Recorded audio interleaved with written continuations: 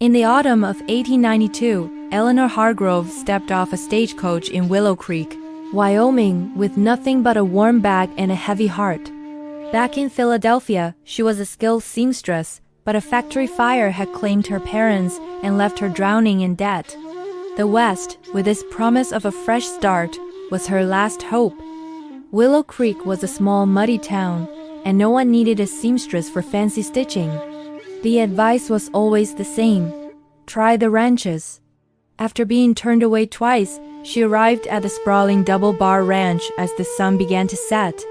The owner, a tall, weathered man named Caleb Whitaker, answered her knock.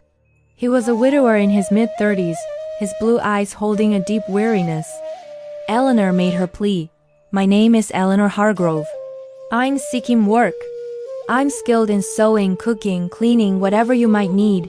Caleb was direct. "Ma'am, this is a cattle ranch. I don't hire women for ranch work. It's too hard, too dangerous." He had lost his wife 2 years prior and hadn't replaced the help she provided. But Eleanor didn't back down. "Mr. Whitaker, I've come a long way with nothing but hope. I'll work harder than any man. Please, just give me a chance." Caleb sighed.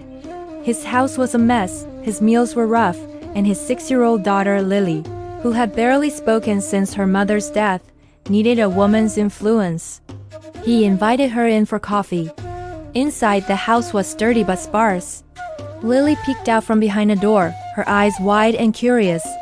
As Eleanor told her story, the fire, the debts, the desperate journey, Caleb listened. The double bar was thriving, but it was lonely. And Lily, she needed more than a grieving father. He had seen matrimonial ads in the papers, an idea he considered on lonely nights. Mail order brides were common out here, a practical solution for practical men. "I can hire you as a hand," he said finally. But double quotes, he paused, the words catching in his throat. "Marry me." Eleanor was stunned. "Marry you, sir, we've only just met." Caleb's face reddened. "It's not romance I'm offering. It's a partnership.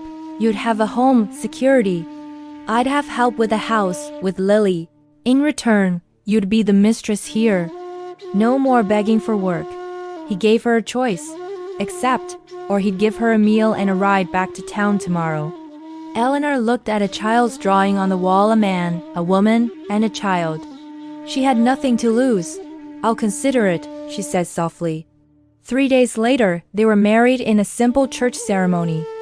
Back at the ranch, Caleb offered to sleep in the bunkhouse until she was ready. It wasn't love, but it was a beginning. Eleanor poured herself into her new life. She scrubbed the house, mended clothes for the ranch hands, and learned to bake bread. Most importantly, she began to win over little Lily. She read stories by the fire, braided the girl's hair, and sang lullabies. One evening, Lily crawled into her lap and whispered, "Are you my new mama?" Tears filled Eleanor's eyes as she replied, "If you'll have me, sweetheart." Caleb watched from the doorway, his heart aching with a strange new feeling. This woman, his wife, was a miracle. Life on the ranch was brutal. Winter brought deep snow, and spring brought the hard work of branding season. Eleanor insisted on helping, surprising Caleb with her natural skill. "You're a good teacher," she said, her hair blowing free in the wind. Their evenings grew warmer, filled with shared stories of their pasts. One night, by the fire, Caleb pulled her close. "Eleanor, this arrangement, it's become more than I expected." She looked up at him, her heart racing. "For me too." Their first kiss was tentative, then filled with a longing they had both suppressed. But trouble was brewing. A wealthy cattle baron named Harlan Graves wanted Caleb's land and began a campaign of intimidation. Fences were cut, cattle were scattered, and one night a haystack was set on fire. A note was nailed to their door: "Sell or lose everything." Just as things were getting worse, Eleanor's past caught up with her. A creditor from Philadelphia had tracked her down, demanding payment. In tears, she confessed everything to Caleb. He held her tight. "You're my wife. We'll face this together." He rode to town and paid off the debt, declaring, "No one threatens my family." Graves, however, hired gunslingers.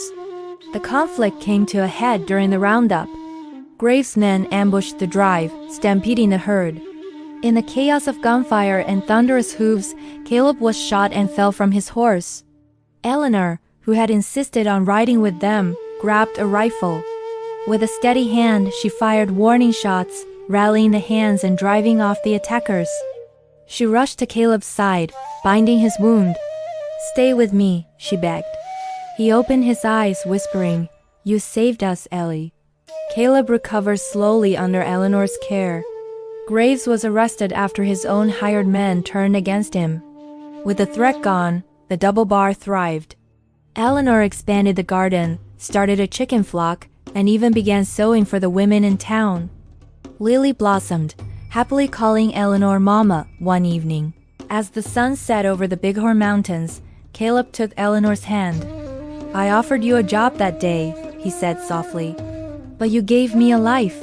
She smiled, leaning into him. "And you changed everything." Their kiss sealed a love that was forged in hardship, as strong and enduring as the Wyoming wind itself. The city woman who asked for work hadn't just found a job, she had found her forever home.